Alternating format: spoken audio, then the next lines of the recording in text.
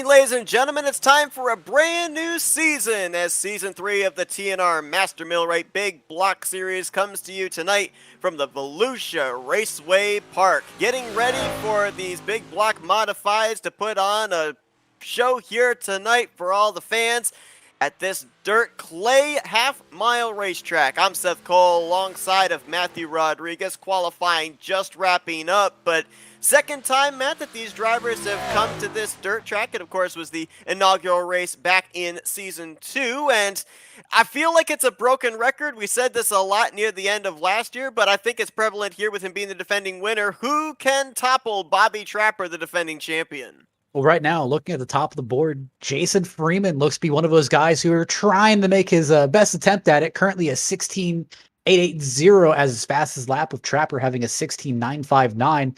But as we learned with Trapper over on this whole last season, it's not about fastest lap. It's about that consistency and just being able to snake his way through the field and keep those fastest laps going. You talk about the consistency. If you look back to last season, yes, he was the winner, but he only led 13 laps. It was actually then driver James Gutta that led the most laps at 26, so Trapper got up to the front when it mattered the most near the end. We'll see if he's able to do the same here this evening. Of course, though, we've got to set the field. The qualifying only determines what heats these drivers are going to be in, and then that sets the rest for the starting lineup. But a couple of changes coming into this season as opposed to the rules from last year. A lot of the rules carrying over, but I think the big one that jumped out at the both of us is the fact these drivers now this year do not have a faster pair to be able to fall back on. Yes, that kind of has you reevaluating your moves here. I mean, I hate to break it out to him, but Jason Freeman's one of those guys that I'm looking at saying, man, he is going to possibly have a tough time here. Not because he's careless, but just the positions that he puts his car into and how much kind of instance last season that he got into. It is so much more vital that you keep that car clean, keep it off the wall, keep it away from other competitors. And ready here is the field getting set for their first heat. Going to be 10 laps of racing here for the first heat. Looks like we're going to have 2 heats here tonight with 11 drivers scheduled to roll off the grid for the main event. Mike Tellier scheduled to be the pole sitter for this heat alongside of Kyle Roshinsky.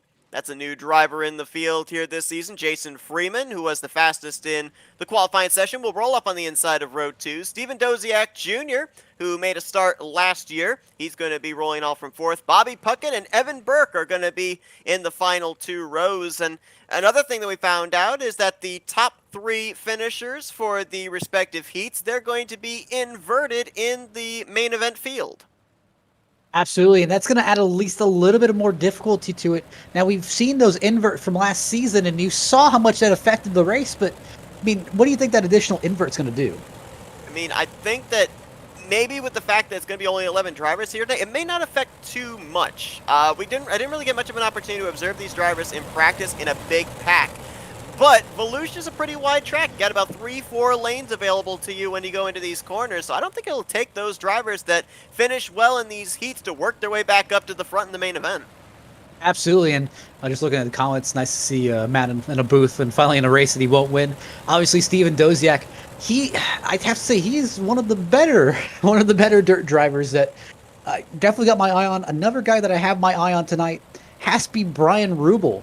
Now, looking at last season's results at Volusia, obviously Bobby Trapper won the race, but looking at the remaining field that did return from his season that is in this race tonight, Brian Rubel is the second highest finisher.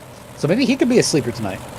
Yeah, and he was also very consistent last year as well. Finished 4th in the overall standings, but was the only driver up inside the top 4 that did not find victory lane. So maybe he'll be able to have that happen here tonight. He'll be in the upcoming heat. Heat number 1 is underway. Green flag in the air, and you talk about Stephen Doziak Jr. in that 55. Made 1 start last season at Lanier. Started where he finished in the 14th position. We'll see what he's going to be able to do, looking for his best finish of his Master Millwright Big Block Series career.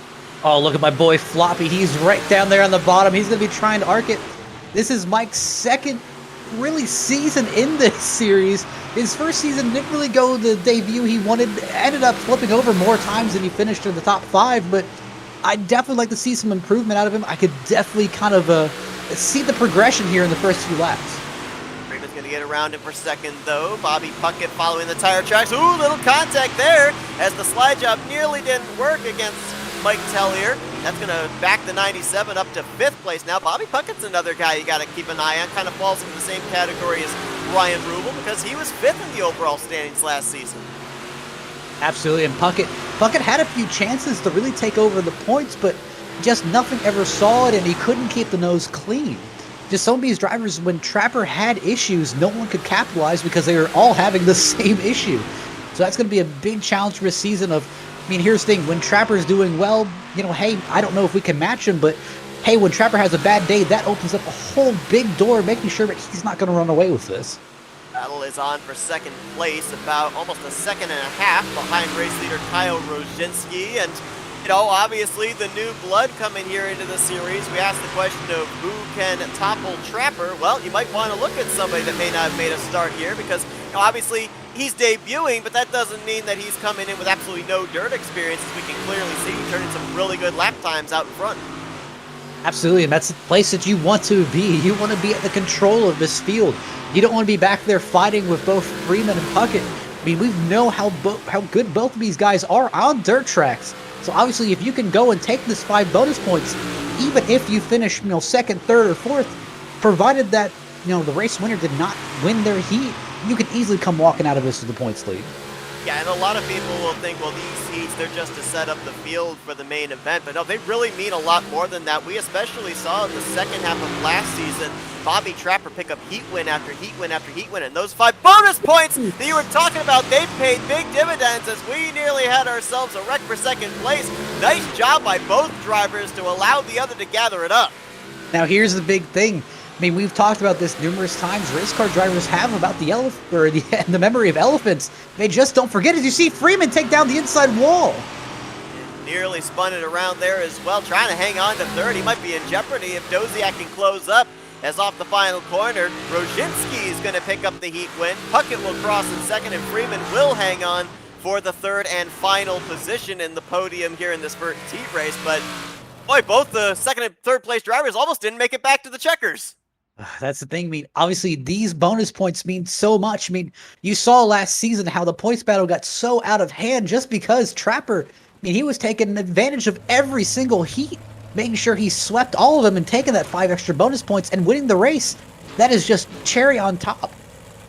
Back in season 1, the Master Millwright Big Block Series only ran 6 races. Trapper won 5 of those 6. Last season, it was doubled to 12 scheduled races, and Trapper went to victory lane in 7 of them. So here tonight, he's looking for his league-leading 13th win of his career. He'll be rolling off in this heat with Brian Rubel, the pole sitter for this 10-lap shootout. John Canonzero will be lined up to his outside. Bobby Trapper will be rolling off from 3rd, Thomas Oleski in 4th, and Breyer Fritz in the 5th position. And I was trying to remember where I knew John Canonzero's name from. Correct me if I'm wrong, but TNR actually ran an exhibition race back between the off-season of Season 2 and here in Season 3, and I believe Canonzero was a part of that. You'd be correct. Canonzero was a part of that. And I remember him doing quite well, but I don't exactly remember the ending of it. And that could be either good or bad, depending on what the actual outcome was. But just kind of look at his field, and I'm seeing Oleski. Oleski is kind of my pick here to be one of the silent guys that I can see easily getting a top 10, top 5, just because, I mean, he wasn't always the fastest, but he was always the most consistent, and he stayed out of instance for the most part. Made 10 starts last season, 4 finishes up inside of the top 5, and 6 of them inside of the top 10. Finished 7th in the overall standings in that number 22. So, yeah, a lot of drivers that ran well last season, very consistent last season, but still looking for their first win here in the Big Block Series. Could happen tonight as the green flag is in the air. The iRacing pace truck took a little bit of time getting onto pit road, and that allowed Canonzero on the top side to take the lead, 3 wide for 2nd. Trapper really tried that aggressive inside line on Rubel. Just didn't have enough space. Rubel was pinching him off. But it's worth noting that we saw that restart. All the cars went on green. That is a new rule change for this season where all starts are on green. However, the initial start is on green, but any cautions afterwards, the restart will be on leader. So it is leader's discretion of where they want to go on the track. Bobby Trapper about maybe as low as you can possibly go there through 3 and 4. Had that left front nearly touching the wall. I think he did touch the wall that time going into turn 1 and almost up into the driver's side door of Brian Rubel. I mean, You see Trapper there, and he really wants those 5 points. Even though it will put you at the back of the field, those 5 points help you so much. And we see it time and time again, these guys' ability just to slice through the field and get back up to those top 3 positions. Still side by side for second place. Trapper going to the top now on Rubel. And yeah, going back to your point, I mean, it was getting to the point where the heat wins that Bobby Trapper was picking up week after week was leaving Kenneth Drake kind of out in the cold with a chance of battling for the championship in the season finale. And Rubel just barely got into the back of Trapper there on the exit or the entry of 1. Riding on board here with Brian Rubel. I love watching the hands in the cockpit of these big block modifieds because, you know, it's just an art of dirt racing where you counter steer, turn right to go left, and man, oh man, you can tell with the nighttime conditions and this half dirt, half clay surface track, there's not a whole heck of a lot of grip available to these guys. They're sliding off the corners. And we mentioned, and contact again. Rubel cuts the wall. Man, these guys are not not scarier when you're inside the cockpit, I'll tell you what. Now here's kind of my view of this. They've touched about 3 or 4 times in the past 2-3 laps. That's when I start to get a little bit worried because remember, we still have a feature ahead of us, and you know, I can see this carrying over into the future of, man, you didn't cut me any slack in the heats. Why should I cut you any slack in the race? And remember, all 5 of these drivers are going to get points for this heat. Top 5 drivers in each respective heat get points. 5 for the race winner, 4 on down for second place, and then 5th place gets 1 point. So all these drivers will be getting heat points here tonight, which is maybe why there's such a big battle there for the second position, because that 1 point, it could really be a difference by the time we get to the season finale. Who knows?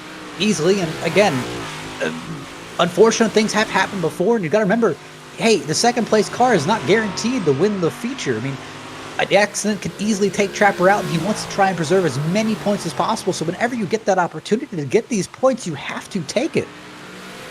Off for the final time, John Cannizzaro going to start off his career here in the big block modifieds with a heat win. Trapper second, Rubel third, followed by Oleski and Breyer Fritz. The top 5, as mentioned, they will all get themselves heat points here tonight. And that sets up the starting lineup officially for our 50-lap feature. Looks like it's going to be Evan Burke that's going to be leading us to green. Breyer Fritz will be in second.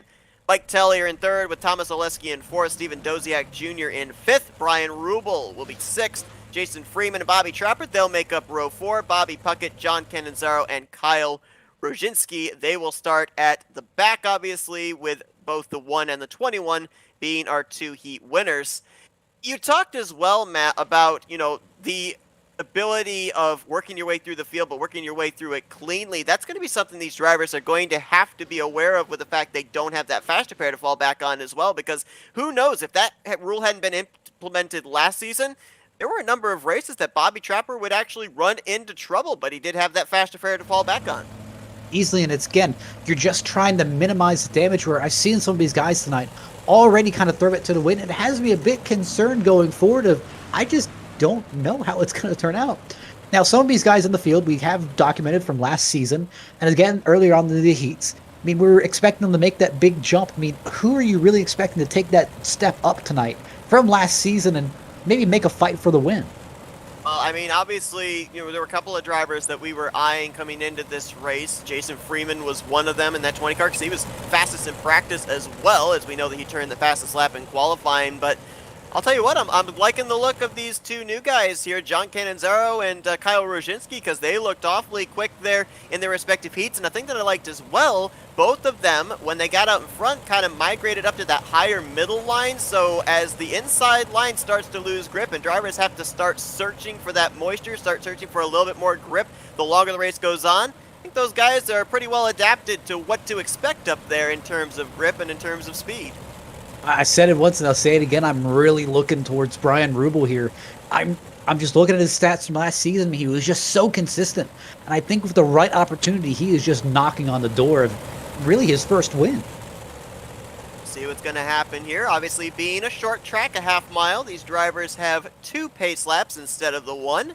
But that pace truck now ready to turn them loose. 50 laps of racing, only green flag laps count, and the green flag flies here. And we're already 3 wide and beating and banging in turn 1. Oleski was taking no prisoners there. Breyer Fritz paid. Oh, Jason Freeman's got the Breyer Fritz. Fritz And still falling.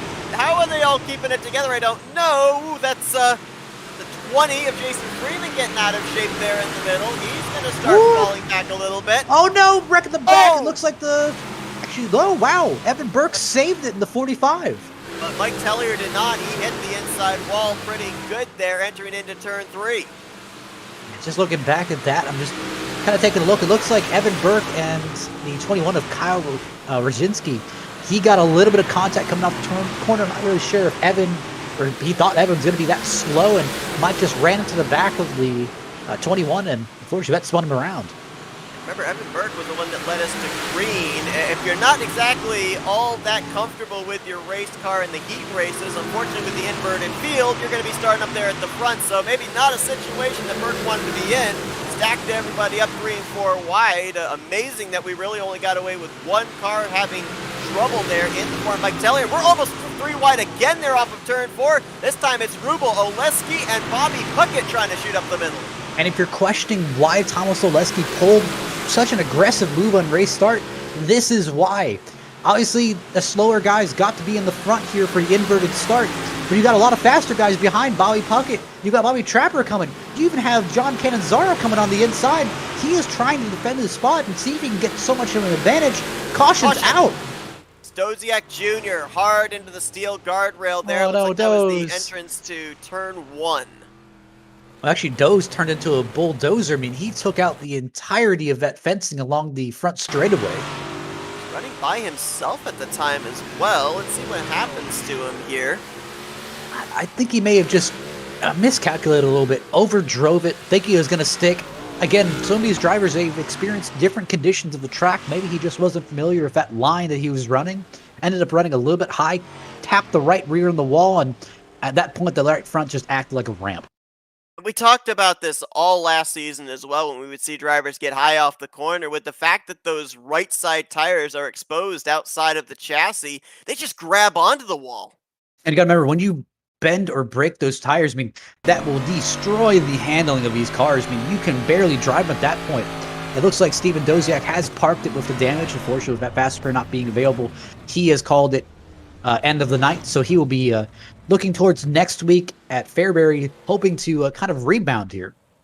Very lucky that our camera is inside the shell of that race car. If it had been up on the roof, probably wouldn't have survived, as you saw the wild ride that Doziak Jr. took there on the front straightaway and into turn 1. Now, again, as mentioned, only the green flag laps will count. We were on lap 6. We will be on lap 7 when Brian Rubel gets us back under green. So gives us more of an opportunity and gives these drivers more an opportunity for green flag racing.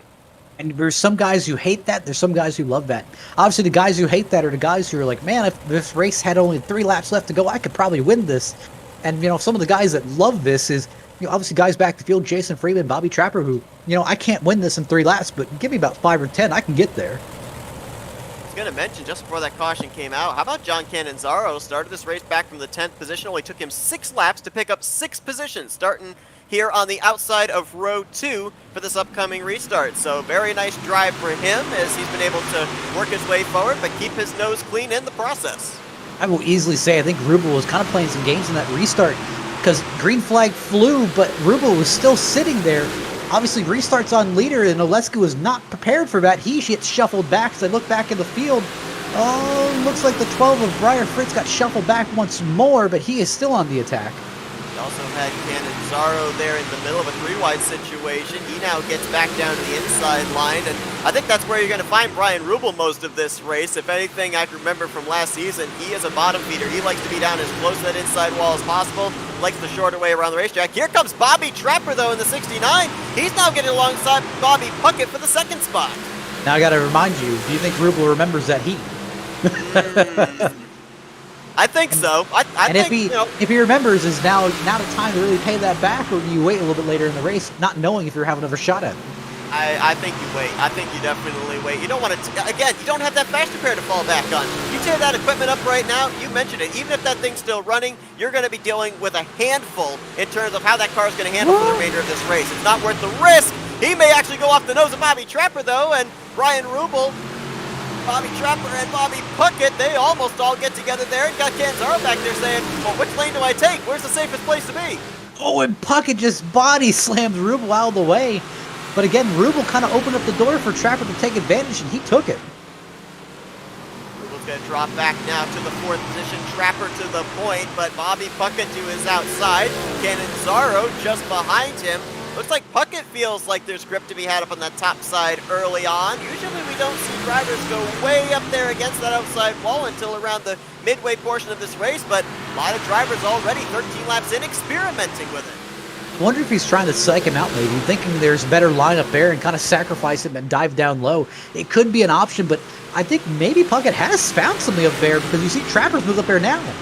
He has indeed. He opened up the door for Canonzaro to battle him for the race lead. Canonzaro going to take the short way around the racetrack, but while it definitely helps on corner entry, you can't get back to the throttle nearly as soon as when you're up on that top side. That's why you're going to see the 69 get this good run to the start-finish line. Ooh, I think that Canonzaro, if that had been the white flag, would have actually won that race. That's another thing, too. Doesn't matter which line you're in. Sometimes off turn 4, it just comes down to a game of inches. Who has the momentum? And here's where it kind of a difference in experience really comes in because, again, this is what we mentioned last season. Heat 1 and Heat 2, they race in the same track. So Heat 1 starts in a completely fresh track. Those drivers know how it feels at the start of the race. But Heat 2, they race on a slightly more worn track. They know how that feels. So some of these Heat 2 drivers may be taking more advantage of that as the heat goes on, or as the feature goes on. That is a great point. Now, we ended up having Canonzaro work his way up here to the front pretty quickly. He was the winner of the second heat. The winner of the first heat took a little bit extra time. Caution's out. Evan Burke. And it was right in front of the leaders there, too, going into 3. Woo. That is a bad place to kind of be. He did the smart thing. He stayed up in that high line, just stayed parked, because everyone already saw him. He didn't want to kind of adjust their line. Man, both Trapper and Puckett almost took him out. Our pole sitter here for the main event. In trouble over in the 3rd corner, and looks like, again, very much like with Doziak, just all by his lonesome. More what we saw at a Doze. I mean, really just kind of maybe misinterpreting, maybe thinking there's more grip there than you already have, and just barely tap the wall with your right rear, and the moment you hit it with the right rear, it just pulls you right on around, hits it with the right front. And of course, usually at the short dirt tracks as well, you don't have safer barriers to save you. You've got that steel guardrail that goes around the outer perimeter of this racetrack here tonight at Volusia, and that's going to do a lot more damage to your race car. Well, the worst part about those steel guardrails, because if you hit them the right way, they will end up pretty much almost grabbing your car and stuffing it in there. And oh, actually looks like there may have been some contact under pacing. Seeing something possibly happening there with, what, the 22 of Oleski? Yeah, almost like Oleski stopped on track. They're coming around the front straightaway. Oleski kind of pulled down a little bit and almost like he slammed the brakes. I wonder if something happened to his pedals. He has since refired the race car and driven away. Yeah, there you see. Oh, like Tellier gets into the back of him there. So obviously taking everyone completely by surprise. I think maybe his wheel or his pedals may have broken, or maybe just something happened and he felt it was best to stop on track, but no one was prepared for that. And I think almost the 12 almost hit him as well.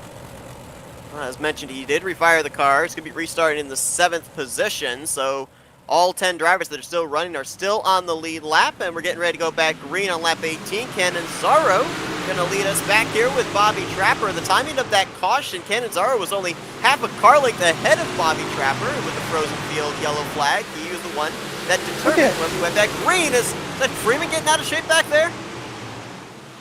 Looks like Freeman a little bit, but look at Kyle in the 21. Look at how he's working that outside line. Yeah, as I was going to mention, I mean, our Heat 1 winner slowly, methodically working his way to the front, but to the front he is. 3rd place right now. Going to drive it deep down here into turn 3, see what more he can get against Bobby Trapper on the top side. Kind of seeing some of these guys make a comeback. I'm looking at Jason Freeman. He's one of those guys that, I mean, we're kind of used to earlier in this race. It looks like he sent Brian Rubel into the inside wall. They were literally nose to tail there for 2nd, 3rd, and 4th with Trapper, Roshinsky, and Puckett through 1 and 2. They all settle it out with Puckett kind of having to back out of that one. Now leaving the top 3 with about maybe 4 look at Freeman send Freeman. Wow, my goodness, did he send it almost up into the door of Bobby Puckett. No. He full on drove into the door of Puckett. Man, I mean, I guess that's the way to get up there, but man, I wonder what damage it does to the side of the cars. Looks like he's gonna send it once more. He did again into turn one, driving it really deep. Couldn't quite that time get to the back bumper of Bobby Puckett. Let's ride on board with him, see if he's gonna send it again here to turn one. Just up ahead, side by side between Trapper and Rosinski for the second position. It does look like Rosinski can really keep it down on that bottom line. I think that's really what's killing him right now, is he just can't keep it under there, and he can't get the drive off the past Trapper just with that pretty much the takeoff of that outside line.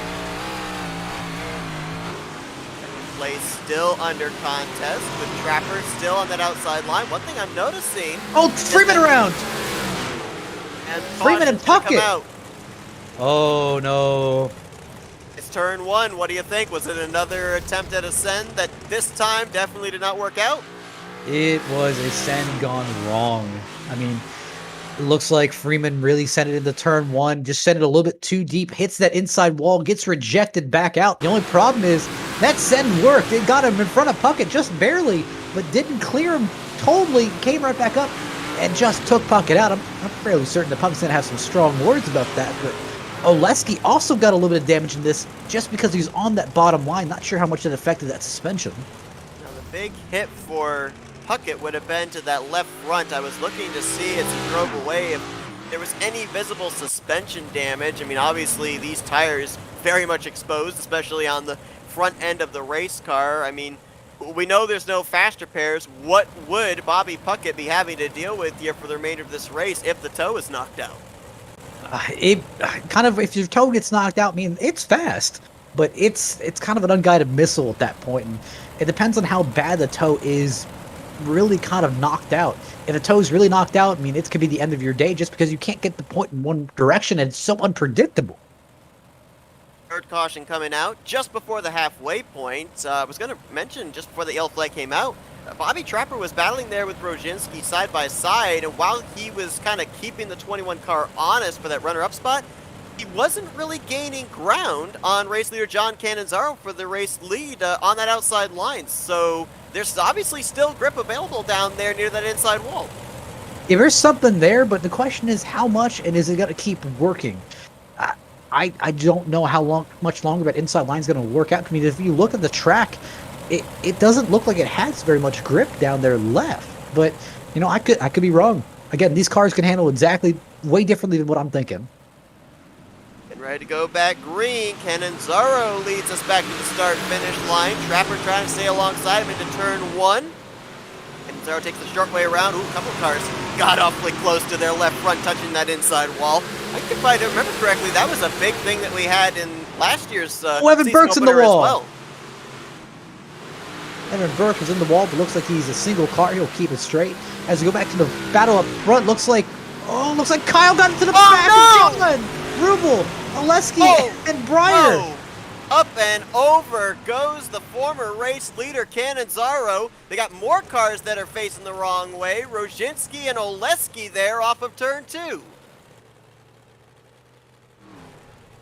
You know, I think Kyle really just oversent it into that corner. I mean, no. Honestly, John never hit the wall at all. John came close to it, but he never hit the wall at all. And Kyle just kind of gave him that love tap. I thought he was going to be thinking he's going to carry more speed into there. But obviously, that's a terrible place for a wreck to happen because no one behind was prepared. Rubel piled in. Then you had Thomas Oleski and Breyer Fritz pile in as well, and that just clogs up the middle of the track. There were a lot of innocent victims involved in that I didn't originally see. You're right. The 4 and the 12 getting involved there, and that stack up just pinned on the inside line. There's nowhere for you to be able to go. You've basically committed to the lane you want to be in for the entirety of that corner, and if there's a driver in front of you, you just can't turn that car up to the top side on a dime. Yeah, I've seen it before, and I've seen it last season multiple times, but it's almost like you expect the car in front of you to carry that momentum that you have, and unfortunately, they didn't enter the same way. They didn't enter how you thought they would, and you just unfortunately ran them over. It happens. Oleski, it looks like had to tow. I'm not sure if he couldn't get that car back in reverse as it was facing to the inside wall. And John Cannizzaro also had to tow, as we saw his car was turtled on its roof there in the middle of 1 and 2. So that's two drivers that even if they get back out there on the racetrack, they may find themselves off the lead lap. And again, remember, another thing that we talked about in terms of the rules here for this third season, there are no waiver rounds.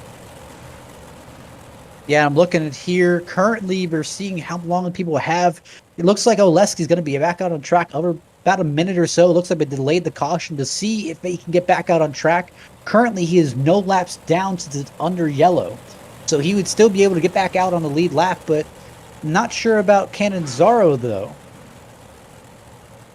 That's a good point, too, with the fact that there are no caution laps that count. They can extend the yellow flag, give the opportunity for those drivers to potentially get back out and still remain on the lead lap, but lights are out on the Pace truck this time, so we're more than likely going to be going back green flag racing on lap 27. Nope. Got to see there's just one more here, trying to see if they can get him to see if he can get back out on track. Now, I think he said he had about a minute of damage left, so he should be leaving pit road just about now. Yeah, they both are. Both Cannizzaro and Oleski coming back out on the racetrack, so we'll probably get the 1 to green indication this time by. And now here's the question. Drivers, look at the back of Cannizzaro's car. Yeah. How competitive do you think that thing's going to be? That's the big question, isn't it? I mean, I've seen where these cars, even when they don't come down and take the fast repair last season, when they go up and over, it doesn't necessarily affect the car that badly because it's just to the roof, and you don't have but to really against worry about other cars that here. are all put together, that's where the concern comes in. Oh, we'll have to see. I mean, we saw him be able to work his way from the back of the pack up to the front earlier on in this race, but of course he had a 100% pristine car after winning the second heat. We'll see if he's able to do it again here, but with only half the race left to run as Trapper gets us back under the green. Rubel and Fritz gonna battle for second place. How about there, Brian Fritz, working his way up now into the top 3. He spent most of the race in the back and actually finished last in his heat, but man, he's here where it counts. Yeah, I think Brian Fritz is just a bit tired of being pushed around. You saw him kind of lean on Rubel there. He is, I think, really just sick and tired of being cut off because we saw that opening move that cost him so many positions. And it looks like, oh, Kyle's around by Cannizzaro. They both say that they both keep going. Yep, they do. They both keep it pointed. That 21 was facing 9 degrees the wrong way. And look at this gaggle of cars from second back through the 5th position. Actually make it 6th as you add Brian Rubel into the mix. They were 3 wide for a couple of laps, and now there's going to be a battle for 3rd, the battle for 5th behind the new second place driver, Bobby Puckett. How about 4 wide? Let's make the two wide formation into a 4 wide formation off of 4. Why not? You saw both Freeman and Mike Tellier both collide. Look at my boy Mike. Look at him. This is such an improvement from last season. Wide. Oh, Freeman. There.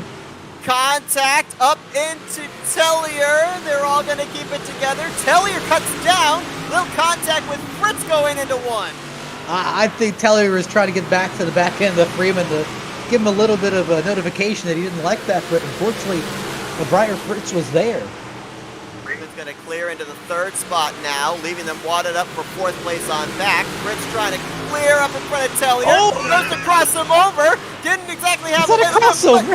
He's muscling his way into that 4th position as Tellier. I don't know about the crossover if you use the entire left side of the guy to complete the move. Brian Rubel going to drive it deep there. He got into the back of Fritz. Oh, look at this. Here comes Fritz. Oh, no! Back up the middle. And it looks like Cannizzaro's around. No caution at the moment. Evan Burke was in that as well, I do believe. Yeah, he's facing the wrong way. Cannizzaro trying to get it fired. Burke's going to come down to pit road. Here comes the leader out of turn 4. I think the 3 got it refired, so no caution. Looks like Evan Burke is currently pulled on the pit road. But man, that is a huge hit for Oleski. Just looking back, seeing what happened. It almost looked like there was a disagreement of space. Looks like Evan Burke was on the high side, Cannizzaro was on the low side. And they just met at start-finish, and Cannizzaro got the worst end of it. Mark there by Evan Burke to bring that car down to the exit of pit road and into the infield, because, yeah, I'm not necessarily certain he could have gotten his car turned back around before the leaders came into the vicinity, as Mike Tellier with his hands full there, not only with Brian Fritz for 5th place, but that race car wanted to come around on him there in turn 2. Now Brian Rubel looks to take that spot, and And battle for the lead starting to close up as well. Little by little, Bobby Puckett is edging away at Bobby Trapper's lead. Absolutely. I mean, we see a nice blend of old guys and new guys up here. Obviously, Kyle, I mean, had that kind of a little bit of contact with John Cannizzaro. Briar Fritz, I mean, just what he's come back from. And I don't think I can stress enough, just seeing Mike Tellier moving in the right direction, that is such an improvement from last season. Not sure how these guys are going to feel about you calling them old, but nonetheless, Bobby Trapper now going to hit 13 laps to go here. It's the Bobby and Bobby show up front. Trapper over Puckett by about 9/10 of a second. Then it's a second and a half back to Jason Freeman, who's kind of on an island of his own. You got to go about 5-6 car lengths back to Kyle Roginski, who's trying to get up there to the podium. I will say, Mike Tellier's at the side of Burke. Burke's in the wall. And this might bring out a caution as he is facing down towards her. Oh, Tellier's in trouble over there in turn 1 as well. Burke actually teleporting back to pit road yet again. Tellier gets it refired. So up to this point, we stay under the green, closing in on 10 laps remaining in this race. Yeah, so what really happened there was when Evan Burke was coming out of pit road, Brian Rubel was trying a really aggressive move to the inside of Tellier. He had the check up because of Burke. Burke then tried to pull up the track to make sure he gave room to Rubel, but he pulled right in the front of Tellier. He stopped up Tellier. Tellier got into the side of him in the corner, and they both ended up wrecking. As of right now, looks like the odds are pretty much in favor of a 20 car finishing in third. The question is it Freeman or is it Roginski? Roginski on our telemetry is the 21. You can clearly see both of them sporting a 20 on their respective machines. And that's the closest battle on track right now for the third position with less than 10 to go. Roginski, I'm looking at him, and I think he really has more kind of the fundamentals put in place than Jason. Now, here's the problem is Jason is very defensive, and again, he will not hesitate to fight you from that third spot. These cars bouncing around there, even on the straightaway, as Roginski gets a nice run there through the center of the corner, getting a nice exit off of turn number 2. Update there on John Cannizzaro. Obviously, that damage affecting him quite a bit. He's mired back in the 8th position. He's turning some pretty good lap times, but a lot of ground lost there, I think, at the initial restart, and has not been able to make that ground up, as still that third position on hot and heavy, about a second and a half Caution's out. Puckett. Oh boy! Mike Tellier and Evan Burke might have gotten together again. No, actually, I think it was just Mike Tellier this time. Yeah, it looks like Mike ended up getting a little bit of contact. Actually, let me go look back at this. Yeah, it looks like he had a little bit of issues entering pit road the first time. He accidentally slid into pit road. He did another lap around and ended up hitting pit road entrance again. Again, a huge improvement over last season, but again, still improvements to be made. There you see, that was the race leader right there, Bobby Trapper, the blue car, coming into the vicinity. And this is a huge break for John Cannizzaro, based off of the fact that he had that moment over into turn 1, was literally running, what, about 4 or 5 car lengths ahead of the race leader, still on the tail end of the lead lap. Now he'll be caught up with the rest of the field. Yeah, I'm looking at this here, and I'm like, man, this is kind of putting in an interesting situation, because Trapper, there's 5 laps left to go, or really 5 laps left to go. Trapper was kind of using his stuff to see if he can pull away, maybe open up a little bit of gap. How do you think his tires are? I mean, I don't think his tires are the issue. I think what's going to be the issue for him is picking which lane he wants to run, because we know he loves the top. He loves to go to the top late in these races. But Bobby Puckett's been running the top there, and we know Jason Freeman's not going to be afraid to send it down that inside line, especially as we saw him do in the midway portion of this race down in turn 1. So which line do you defend if you're the 69? To be honest, I'm going to pick the low line because I know Jason Freeman's not going to hit the brakes. He's going to use me as the brakes. So more or less, I want to be on that inside line, try to get as good as a jump as possible, see if I can hug that inside line and hope that Jason overdrives the first turn, maybe hits Bobby Puckett, and kind of opens up a clear race for me to kind of pull away. Going to be 8 drivers, looks like, on the lead lap here for what's going to be a 6-lap shootout at Volusia. Trapper the leader, Puckett in second, Jason Freeman in third as the green flag back in the air. 6 laps remaining. Let's see if they are going to be all clean and green. I don't know how they'd be clean at a dirt track, but nonetheless, Trapper by about 3-4 car lengths, and there's exchanging for that third spot. Look at Oleski driving in deep. Here comes the 21 of Roginski right behind him. Yeah, Freeman threw that block for third place. He wants it, but now Kyle's in a battle with Oleski and Breyer.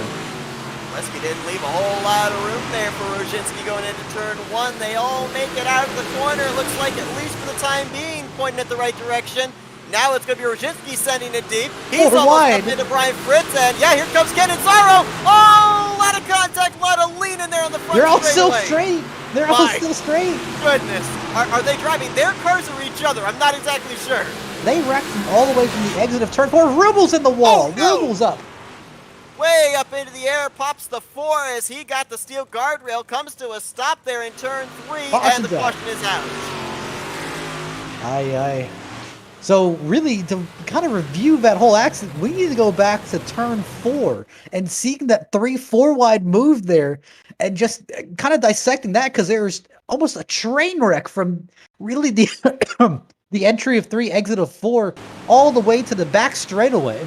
It's kind of the yin and the yang. They were trying to wreck each other, but they were trying to help each other keep it straight. It almost seemed as well. I think the helping kind of went out the window in the entry of 1 when they were still on the door, and it was like, hey man, we got to make this turn. The shoulder-to-shoulder thing there is, let's watch it here. This was the moment off of 4. That's Cannizzaro down the inside, Oleski, Rosinski, and Fritz up on the top side. They all managed to somehow make it over to turn 1, and this is what happens to Rubel on the back straightaway heading into 3. We said it many times here tonight, and it happens again, just those right side tires grasping that steel guardrail. Yeah, and again, that is just a killer, because the moment you affect that right rear, you affect the handling of the car, and when you smack the right front, that effectively kills it. Early night for Mike Tellier, who was having a good run up there inside the top 5 for pretty much the first half of this race. He is going to bring it to the garage area, joining Stephen Doziak Jr. Evan Burke still sits on pit lane, 14 laps down to the race leaders. 8 drivers on the lead lap as we prepare for what's going to be, in all theoretically, a green-white checkered here tonight. Yeah, and got to look at this here where effectively it is pretty much game here at the moment, where regardless, whoever a caution comes out, if a caution comes out lap 49, they have a chance to make one more restart. But at the moment, this is the final restart. You got to be knowing a lot of these guys, they have that in the back of their head that, hey, I mean, I can easily either make up 3 or 4 positions here, or I can lose everything I have. And that's going through Trapper. I think that's going through Puckett's mind, where Puckett sees the goal here in front of him. He can take the points lead and really kind of try and run away with it, or he can lose everything he has and drop back to eighth in the running. In the 2 seasons so far, Bobby Trapper, 12 trips to victory lane. The rest of the top 5 behind him, they're still looking for their first win here in the Big Block Series as the green flag in the air, 2 laps to go. Nice entry there into 1 and 2 for Bobby Trapper, trying to open up the gap back to a battle potentially for second place. Almost 3 wide for 4th off of turn 2. Oh, there's still 3 wide. Looks like Briar Fritz is trying to defend the high and low. Briar Fritz got a little bit of contact with the 21. Now 21 side by side with Cannizzaro again. Right, and Freeman drove in. And it's Bobby Puckett that he sent it in on again. Oh, he's going to send it again. He's going to send it. He's going to send it. Oh, man, is he ever. Puckett's going to cross him over, and it'll be Bobby Trapper who'll go a perfect 2 for 2 here at Volusia, winning the season opener. Puckett gets second. Freeman follows in the 3rd position. Man, Freeman was trying to get that P2, but Puckett was just too strong. And Bobby Trapper mentioned that last season he only led 13 laps of that Volusia race. Led a lot more here tonight. Didn't take him long to get up to the front, and he stayed there as soon as he found that, and I'll put this in air quotes, clean air. My goodness. What a race here tonight for these drivers, and action all the way through the field from the front to the back.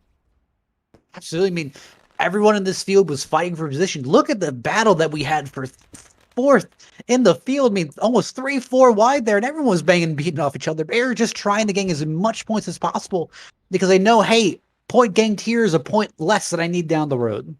I mentioned the fact that this is a wide track. Little did I expect them to take it 3 wide on 2 separate occasions and actually have all cars make it into the following corner, but they pulled it off here tonight with Trapper getting the victory, his 13th win here in the TNR Master Millwright Big Block Series, and first, obviously, of the season. Puckett second, Freeman in third. We'll be talking to them in just a moment. Kyle Rosinski in his debut, as well as John Cannizzaro, solid top 5s. Briar Fritz also in his debut in 6th. Oleski, Brian Rubel, Mike Tellier and Evan Burke are going to complete the top 10. Ninth down through 11th place, Stephen Doziak Jr. finished this race in the garage area. They'll look to do better next week at Fairbury. But let's see if we can find out what the action was like in the cockpit of these machines. And let's kick things off with our third place finisher here tonight, Jason Freeman.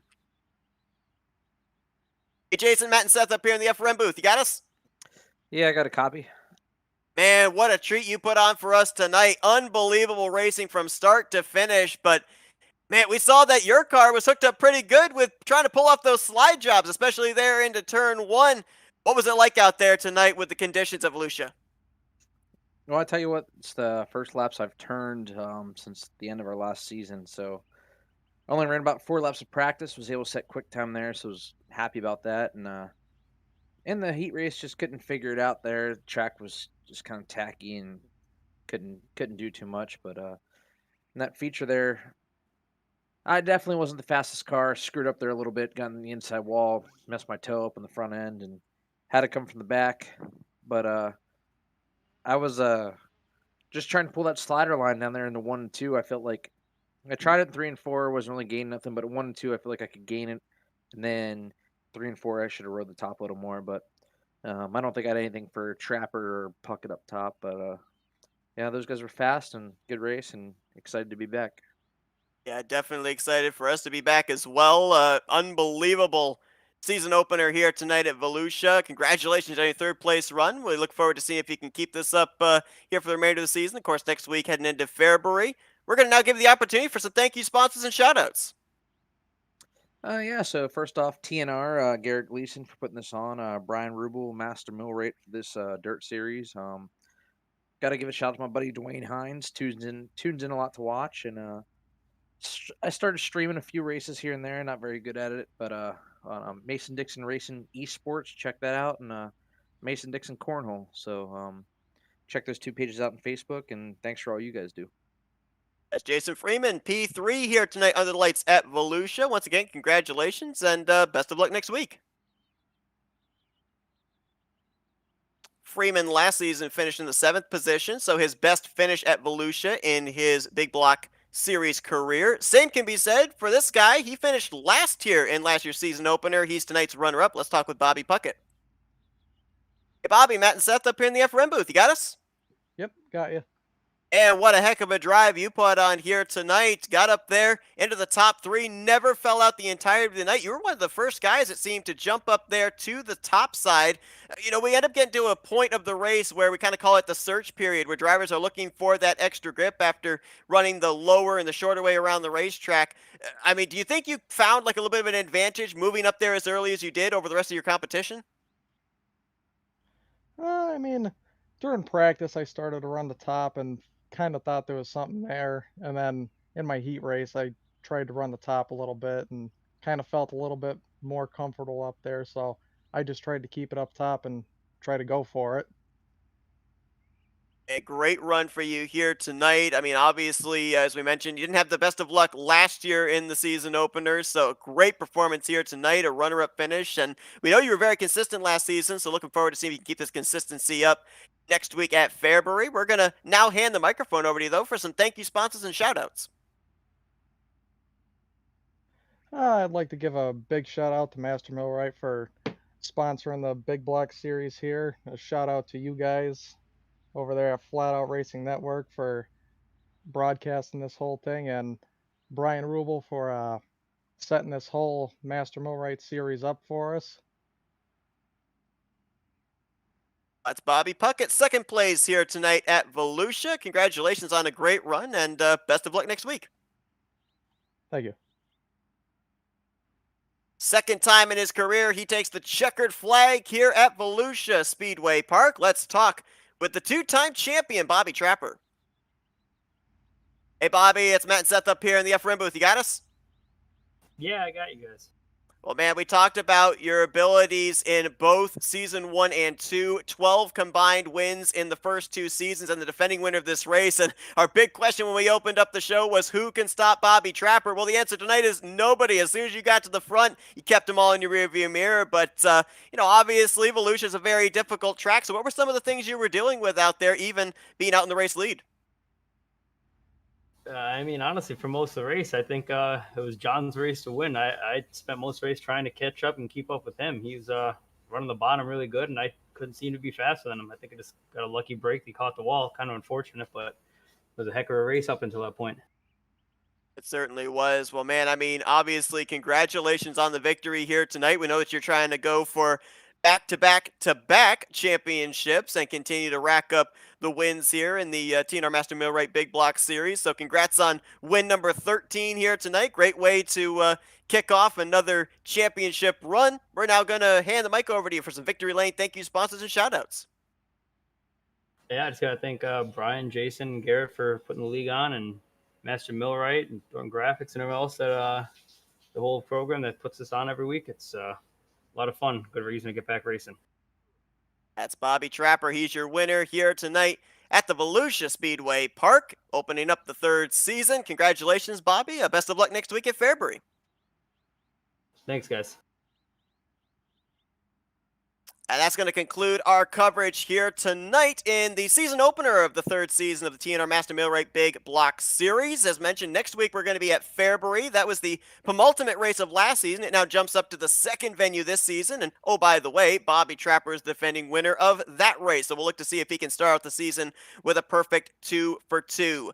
But up next, folks, immediately after this, we are going to be bringing you coverage of the G-Force Sim Racing Vintage Clothing 87 series, as they're going to be closing in near the end of their season, closer to crowning a champion, and that's going to be coming up here in just about 5 to 10 minutes. So keep it here on FRN. Matt, appreciate you joining me in the booth here tonight for this one, though, at Volusia.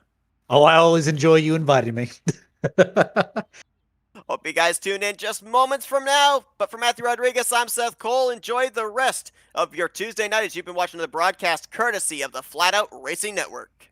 This broadcast is the copyrighted work of Flatout Racing Network and may not be rebroadcast, retranslated, or used in any form without the express written consent of Flatout Racing Network and iRacing.com Motorsports Simulations. Flatout Racing Network would like to thank you for your support, and we hope you enjoyed tonight's broadcast.